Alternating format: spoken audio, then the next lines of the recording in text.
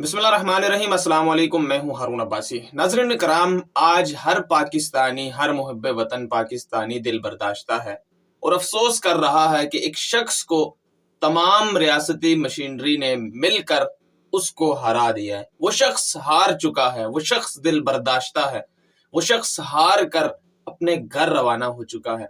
उस शख्स को इतना टॉर्चर किया गया और उस शख्स पर अमरीकी इतना दबाव था और मुल्क के अपने मुखलिस लोग उस शख्स के गद्दारों की सफ़ों में जाकर खड़े हुए। वो शख्स वज़ीर आज़म अब तक इमरान खान साहब अब मुकम्मल तौर पर नो कॉन्फिडेंस मोशन का शिकार हो चुके हैं और ये तहरीके अदम एतमाद जो उनके खिलाफ पेश हुई थी उसमें वो मुकम्मल तौर पर नाकाम हो चुके हैं। वज़ीर आज़म अब भी वज़ीर आज़म हैं, इस पर भी मैं आपसे बात करता हूँ, लेकिन मैं आपको यहाँ पर ये सारी चीज़ें बता दूं कि पिछले 4 से 5 घंटों में जो इस्लामाबाद और रावलपिंडी की सड़कों पर हुआ और इस्लामाबाद और रावलपिंडी के गिरदो नवाह में जो कुछ होता रहा वो आप सबके सामने है। 11 बजे के बाद जो है इस्लामाबाद हाई कोर्ट को खोला गया, सुप्रीम कोर्ट के ताले खुले गए। अदालतों को क्यों खोला गया इस पर भी मैं आपके सामने चीज़ें वाज़ेह करता हूँ, लेकिन मैं आपको ये बता देता हूँ कि स्पीकर कौमी असम्बली असद कैसर और डिप्टी स्पीकर कासिम सूरी ने जब इस्तीफ़ा दिया तो फिर खेल इनके हाथ से निकल चुका था। खेल पहले ही इनके हाथ से निकल चुका था। तकरीबन 15 मिनट पहले उन्होंने इस्तीफ़ा दिया। अगर वो इस्तीफ़ा ना देते तो क्या होता? अगर वो इस्तीफ़ा ना देते तो ये होता। जब मैंने आपको ये कहा कि अदालतें क्यों खोली गई, इस्लामाबाद हाई कोर्ट तो खोली गई आर्मी चीफ जनरल बाजवा की बरतरफी बचाने के लिए। खबरें पहले फैलाई गई क्योंकि वज़ीर आज़म ने ऐसा कोई इरादा नहीं किया। जो वज़ीर आज़म के करीबी ज़राए ये बता रहे हैं कि वज़ीर आज़म ने ऐसी कोई बात की ही नहीं। 9 बजे की कैबिनेट मीटिंग में उनको ये कहा गया और उनके बारे में ये खबरें फैलाई गई। कामरान खान दुनिया न्यूज़ में काम करते हैं, एक बुजुर्ग सहाफ़ी उन्हें मैं कहता हूँ, उन्होंने ये खबर फैलाई और उन्होंने ये कहा कि वज़ीर आज़म जो हैं वो 9 बजे की कैबिनेट में ये मंजूरी ले रहे हैं कैबिनेट से कि वो आर्मी चीफ को घर भेज सकते हैं। और वज़ीर इत्तलात जो हैं फवाद चौधरी और जो वज़ीर कानून भी हैं उन्होंने भी एक स्टेटमेंट दी जिसकी वजह से ये ज़्यादा अफवाहें जो हैं गर्दिश करने लगी।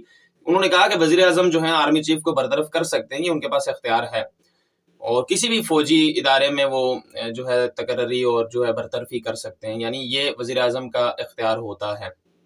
लेकिन वो एक अलग बात है जो इस्लामाबाद हाई कोर्ट में एक दरख्वास्त दायर की गई, वो किसने दायर की और वो कौन बौखलाहट का शिकार था। उस दरख्वास्त में ये था कि वज़ीर आज़म जो है सियासी मकसद के लिए आर्मी चीफ को क्या घर भेज सकते हैं, आर्मी चीफ को बरतरफ करके किसी दूसरे कोर कमांडर को या किसी दूसरे शख्स को जो कैपेबल हो उसको आर्मी चीफ लगा सकते हैं। तो ये दरख्वास्त थी। ये तो चलें, इस्लामाबाद हाई कोर्ट तो खुली आर्मी चीफ की बरतरफी को रोकने के लिए। सुप्रीम कोर्ट क्यों खुली? सुप्रीम कोर्ट का मोराल मैं आपके सामने ये रख देता हूं कि दिन को एक दरख्वास्त वहां पर दायर की गई, नजर सानी की कि जो आपने फैसला दिया है अदम एतमाद करवाने का और ये जो मेंबरान हैं इनके खिलाफ नाअहली का भी जो दरख्वास्त है तो ये समाअत के लिए मुकर्रर कर दें और नजर सानी कर लें, क्योंकि आपने असम्बली के फैसले पे जो है वो आप असरअंदाज हुए हैं, तो आप जो है नजर सानी की आपसे अपील की जाती है। तो उन्होंने ये कहा कि जी रमजान में 12:30 तक अदालत का टाइम है, ये 13 अप्रैल या 11 अप्रैल को जो है समाअत के लिए मुकर्रर की जाएगी, यानी हम बाद में सुनेंगे, देखेंगे बाद में आप क्या कह रहे हैं। अच्छा, एक तरफ ये मयार और दोहरा मयार, दूसरी तरफ ये हुआ कि अभी आधा घंटा पहले 11:40 में सुप्रीम कोर्ट के ताले खुल गए। चीफ जस्टिस का स्क्वाड वहां पर पहुंच चुका। कमरा नंबर 1 जो है उसके बाहर रश लग चुका था। जजेस सारे मौजूद थे। वो किस लिए मौजूद थे? वो इसलिए मौजूद थे कि अगर 12 बजे से पहले पहले स्पीकर कौमी असम्बली असद कैसर या डिप्टी स्पीकर कासिम सूरी ने तहरीके अदम एतमाद पर काउंटिंग न करवाई तो वो इन दोनों को नाअहल कर देंगे, क्योंकि तौहीन अदालत जब हो जाएगी तो वो फिल फौर इनको नाअहल करेंगे। और फिर क्या होगा?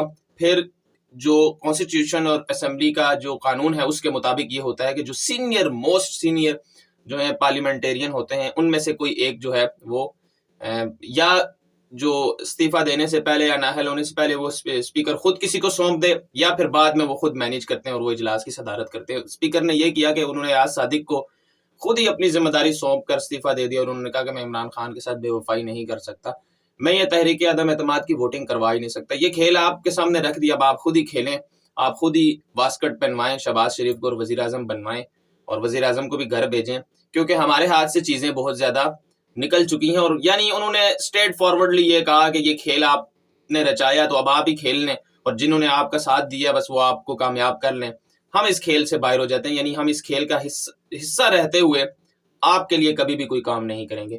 وزیر اعظم جو ہیں وہ بنی گالہ پہنچ چکے ہیں، اپنے گھر پہنچ چکے ہیں، صبح تک وہ وزیر اعظم رہتے ہیں یا نہیں رہتے وہ کیا ٹیکنیکل فیکٹس ہوں گے، لیکن اس میں ایک چیز یہ ہے کہ جب تک ایوان نئے وزیر اعظم کو منتخب نہیں کر لیتا تو صدر ایک سمری جاری کرتا ہے، اس میں یہ ہوتا ہے کہ جب صدر کے مطابق ساری کابینہ تو کیونکہ کیبنٹ جو ہے وہ ڈیزالو ہو جاتی ہے، لیکن وزیر اعظم جو ہے وہ اپنے اختیارات کا کچھ اختیارات جو ہوتے ہیں وہ انتظامی امور چلا سکتا ہے جب وہ صدر کی سمری آ جائے، نہ آئے تو وہ وزیر اعظم ٹیکنیکلی وزیر اعظم وہ نہیں رہتا، یعنی ٹیکنیکلی وزیر اعظم ابھی وزیر اعظم نہیں ہے، عمران خان صاحب اس وقت وزیر اعظم نہیں ہے۔ خیر وہ گھر تو جا چکے ہیں، اور آگے ان کا کیا لائے عمل ہے یہ تو کسی کو اس وقت معلوم نہیں ہے، لیکن ابھی دلچسپ چیز یہ ہے کہ اب تمام سرکاری ادارے جو ہیں ان کے سربراہان جو ہیں کچھ اکثری ہیں اور کچھ یہ حکومتی اداروں کو ملک سے باہر، اداروں کے سربراہان کو ملک سے باہر جانے کی اجازت نہیں ہے۔ وزیر اعظم عمران خان کا نام بھی ECL میں ڈالنے کی جو ہے کوشش کی جا رہی ہے، اور عمران خان صاحب کو بھی جو ہے مشکل میں پھنسایا جائے گا، اور یہ نئی حکومت جب بنے گی، امپورٹڈ حکومت جو ہے، سو کالڈ امپورٹڈ حکومت جب آئے گی تو پھر یہ جو ہے کیسز بنائیں گے، اور جو بھی چیزیں سامنے آئیں گی وہ ہمیں دیکھنے کو ملیں گی۔ لیکن ابھی تک جو صورتحال ہوئی اور کس طرح وزیر اعظم پر پریشر ڈال کر عمران خان کو اس پورے سسٹم نے مل کر ہرایا، آدھوں نے عمران خان کے ہاتھ باندھے اور آدھوں نے عمران خان کی ٹانگیں باندھی، اور چند جو پٹھو تھے انہوں نے عمران خان کو گھسیٹ کر پھینکا۔ آپ کو پچھلی کچھ ویڈیوز میں یہ بتا دیا تھا کہ عدم اعتماد ناکام ہونے کے بعد جب بلاک کی گئی تھی اس کی کارروائی کو تو سپریم کورٹ نے اس کو کالعدم قرار دیا۔ سپریم کورٹ نے یہی کیا کہ ہارس ٹریڈنگ کے سامنے اس نے وزیر اعظم کو باندھ کے پھینک دیا۔ اب وہ جانے لیکن پرائم منسٹر کے جو ہے اس چیز پر ان کو داد دی جاتی ہے۔ عمران خان اعصاب کے بہت زیادہ پکے ہیں، انہوں نے آخر دم تک کلیئرلی یہ میسج کیا کہ میں امریکہ کی غلامی نہیں کروں گا، آپ نے جس طرح کھیل کو لے کر جانا ہے، جس طرف لے کر جانا ہے آپ لے کر چلے جائیں۔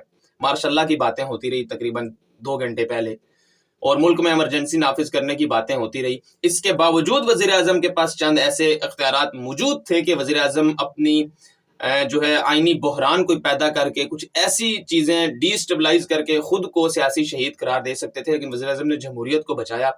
یہ جمہوریت بھی کیسی ہے، مجھے اس سے ہمیشہ سے اختلاف رہتا ہے کہ یہ ایسی گسی پٹی اور گلی سڑی کچرے کے ڈھیر کی مانند یہ جمہوریت ہوتی ہے۔ وزیر اعظم عمران خان صاحب بھی ماشاءاللہ لگوا کے نکل سکتے تھے، خود کو یہ کہتے کہ میں تو سیاسی شہید ہوں، مجھے تو نکال دیا گیا، جیل میں بھیج دیا گیا، لیکن انہوں نے ایسا نہیں کیا، انہوں نے پاکستان کا سوچا، اور سب سے پہلے پاکستان۔